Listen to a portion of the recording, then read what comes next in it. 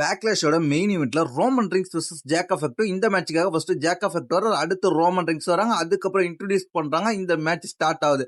எடுத்தோடனே பேக்லாஷ்ல இந்த மேட்ச்ல வந்து ஜேக்கப் ஃபெக்டோ தன்னோட சப்மிஷன் போட ட்ரை பண்றாரு. ஆனா முடியல. அதுக்கப்புறம் Roman Reigns Superman punch வச்சு பாக்குறாரு. அதுக்கப்புறம் கிக் அவுட் பண்ணிட்டு ஜேக்கப் ஃபெக்டோ உடனே எஞ்சி நிக்கிறாரு. இதை பார்த்து ரோமன் ரிங்ஸ் ரொம்ப ஷாக் ஆயிராரு. அதுக்கப்புறம் ஒரு கட்டத்துல இந்த மேட்ச் ரொம்ப இன்ட்ரெஸ்டா போயிட்டு இருந்ததுல கமெண்ட்ரி டேபிள்ல ரோமனை தூக்கி ஜேக்கப் ஃபெக்டோ கமெண்ட்ரி டேபிள் அடிச்சு உடைக்கிறார். அதுக்கப்புறம் ஜேக்கப் ஃபெக்டோ தன்னோட மூன் சால்ட்டை போட்டு இந்த இடத்துல பின் பண்ணி பாக்குறாரு. ஆனா ரோமன் ரிங்ஸ் கிக் அவுட் பண்றாரு.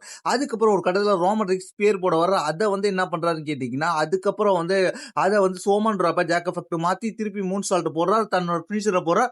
இந்த இடத்துல ரோமன் ரிங்ஸ் கிக் அவுட் பண்ணிடுறாரு. அதுக்கப்புறம் தன்னோட சப்மிஷன் மூவ் போட்டு லாக் பண்றாரு ஜேக்கப் ஃபெக்டோ. அதுக்கப்புறம் ஒரு கட்டத்துல வந்து ரோமன் ரிங்ஸ் ஜேக்கப் ஃபெக்டோ கூட்டு போய் அப்படியே கார்னர்ல அந்த இதை ரோப் கிட்ட கழட்டி விட்டுருவார். கழட்டி விட்டோன்னா அந்த ஸ்பாஞ்சை கழட்டி விட்டோன்னா கம்பி நிற்கும். அதுல வந்து ரோமன் ரிங்ஸ் ஜேக்கப் ஃபெக்டோ தள்ளி விட்டு ஒரு ஸ்பியரை போட்டு இந்த மேட்சை வச்சு முடிச்சு வின் பண்ணிடுவார்.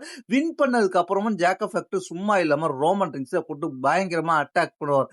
எதற்காக ரோமன் ரிங்ஸை மீண்டும் அட்டாக் பண்ணார் ஜேக்கப் ஃபெக்டோன்னு கேட்டீங்கன்னா, இது வந்து இவங்களோட ஸ்டோரி லைன்ல இது முடிவு கிடையாது, இது கண்டினியூ ஆக போகுது. அதன் உதாரணத்தை குறிக்கும் விதமாக தான் ஜேக்கப் ஃபெக்டோ ரோமன் ரிங்ஸை அட்டாக் பண்ணியிருக்கிறாரு. அது மட்டும் இல்லாம இது வந்து ரெசல்மேனியாவோட காப்பி மாதிரி அப்படியே நம்மளுக்கு கிளியரா தெரியுது. ஆனா இவங்களோட ஸ்டோரி லைன் கண்டினியூ ஆக போகுதுன்றத ரோமன் ரிங்ஸ் கன்ஃபார்ம் பண்ணிட்டாரு. இது முடிவல்ல, இதுதான் தொடக்கம் அப்படின்ற மாதிரி ரோமன் ரிங்ஸ் ஹிண்ட் கொடுத்துட்டு போயிருக்காரு. ஆஃப்டர் த பேக்லாஷ்ல முடிஞ்சதுக்கு அப்புறம் இன்டர்வியூல